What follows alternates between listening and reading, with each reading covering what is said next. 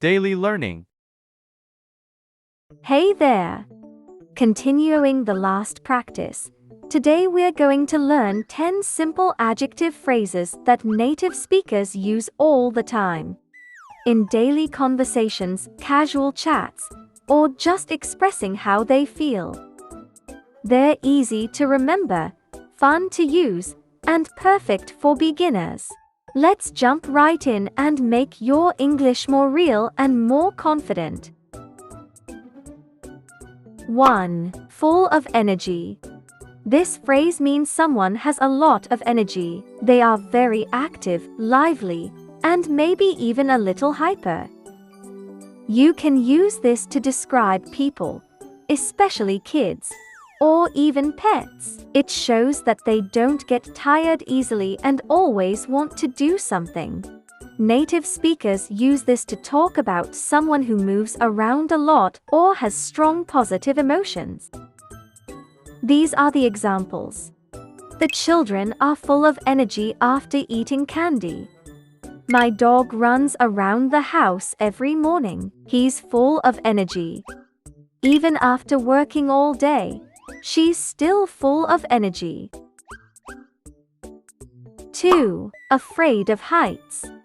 This phrase means if someone is afraid of heights, they feel scared when they are in a high place. It could be a tall building, a mountain, or even on an airplane. Examples. I never go near the edge of a rooftop. I'm afraid of heights. Are you afraid of heights? Don't look down. 3. Excited about something. This means you're really happy or looking forward to something. Maybe it's a trip, a party, a new job, or even just seeing a friend. Excited about is used when you feel positive and can't wait for something to happen. People say this when they talk about future plans or good news. Also, people say this when they talk about future plans or good news. You can see these sentences for the examples. I'm so excited about my birthday next week. She's excited about visiting her grandparents. We're excited about the concert tonight. 4. Good at something. This phrase means you have a skill or talent. It could be a hobby like painting or a school subject like math. Examples. He's good at playing the piano and her sister is really good at painting. Are you good at cooking?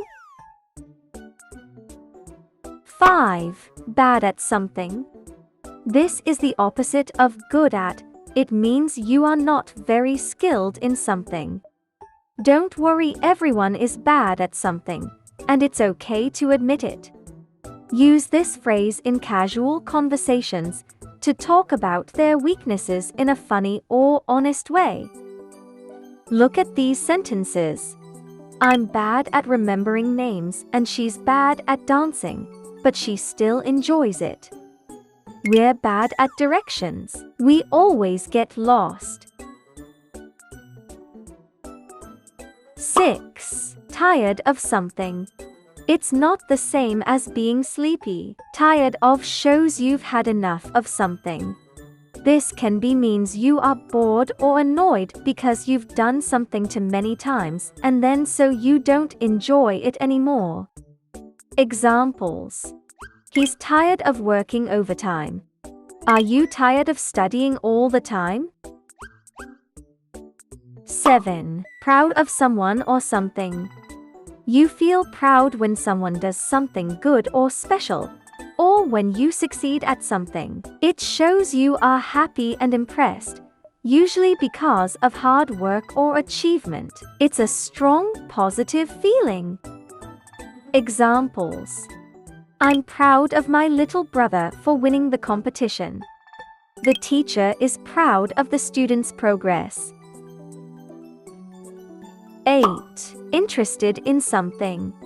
This phrase means you like something and want to know more about it. You enjoy learning or talking about it. Use it when you want to show curiosity, a hobby, or when you introduce in yourselves. Examples. She's interested in learning about space. I'm interested in photography and art.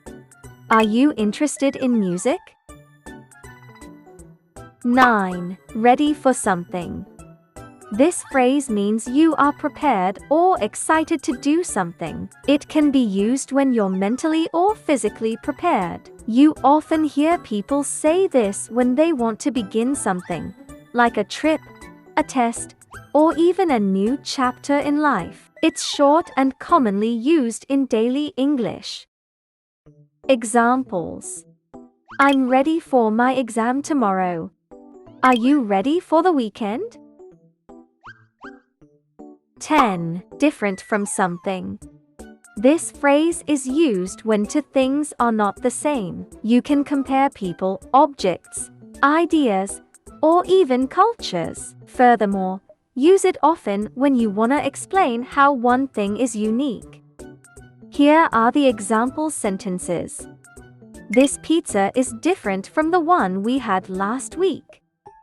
People in this country are very different from what I'm used to. My new phone is different from my old one. That's all for today. Keep practicing these phrases. Try using them when you speak, or even write them down in your own example sentences. You've got this. Make English part of your day, and it'll soon feel like second nature. See you in the next one. And don't stop learning.